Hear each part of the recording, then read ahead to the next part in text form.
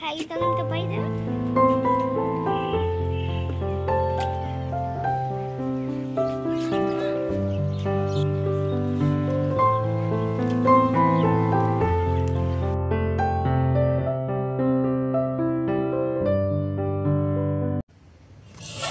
আসসালামু আলাইকুম। আশা করি আপনারা যে যেখানে আছেন সবাই খুব ভালো আছেন এবং সুস্থ আছেন। আজকে খুবই সুন্দর ঝলমলে রৌদ্রোজ্জ্বলময় একটি দিন। দিনের শুরুতে যদি এরকম ঝলমলে রৌদ্রোজ্জ্বল সকাল দিয়ে শুরু হয় তাহলে মনটা এমনিতেই ভালো হয়ে যায়, কাজের প্রতি আরও স্পৃহা জাগে, কাজ করতে আরও অনেক ভালো লাগে। তো সেই জন্য সকাল সকালেই কাজ শুরু করে দিয়েছি আমরা। কালকে একটা গোলাপ গাছ কিনে আনা হয়েছিল, নার্সারি থেকে কিনে নিই, রাস্তাতে এক সাইডে বিক্রি করতেছিল, সেখান থেকে কিনে আনা হয়েছিল গোলাপ গাছটা। 100 টাকা দাম নিয়েছিল। তো আমরা কি ঠকেছি 100 টাকা দিয়ে কিনে, নাকি লাভ হয়েছে? কমেন্ট করে অবশ্যই জানাবেন প্লিজ। তো গরম লাগছে। আতা গাছে তোতা পাখি একটু বলো তো।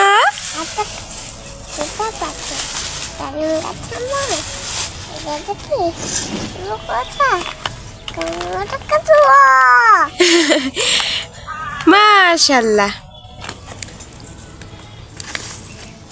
আনায়া দেখছো কত সুন্দর একটা ফুল, তাই না? অনেক ফুল, অনেক ওয়াও। এটা ফুল, এটা নানুর ফুল। নানুর ফুল তো অনেক সুন্দর। তুমি ছিড়বা? হ্যাঁ মাশাআল্লাহ, বলো ছিড়বো না, গাছেই সুন্দর।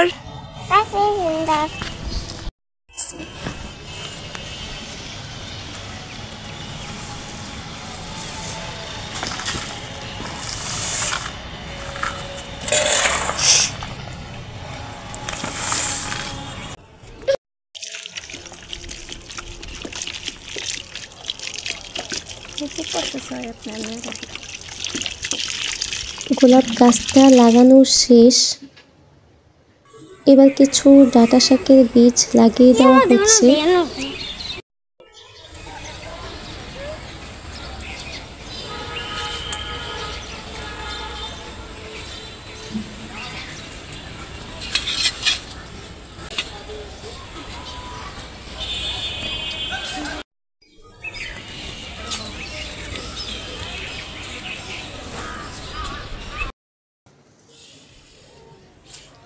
এরপর কিছু তালের বিচি ছাদের এক সাইডে রেখে দেওয়া হয়েছিল,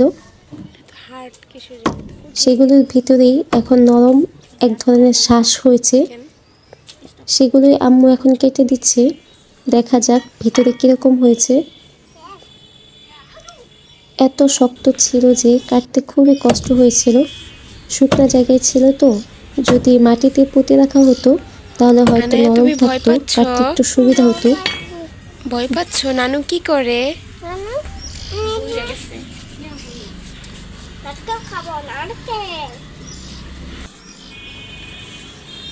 যাই হোক, এত কষ্ট করে কেটেও খেতে পারিনি, কারণ খেতে একটু টেস্টি ছিল না। শুকনো জায়গায় লাগানো মানে রাখা হয়েছিল তো, তাই একটু মিষ্টি লাগেনি, কেমন জানি একটা পাইনসা পাইনসা লাগছে। মাটিতে থাকলে হয়তো একটু মিষ্টি লাগতো।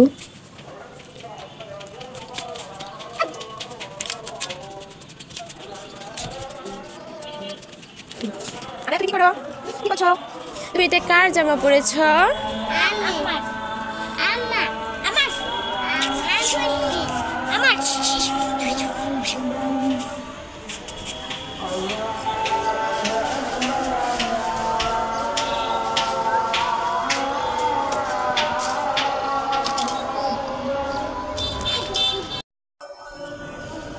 স্টপ করে নাও। এটা নানু।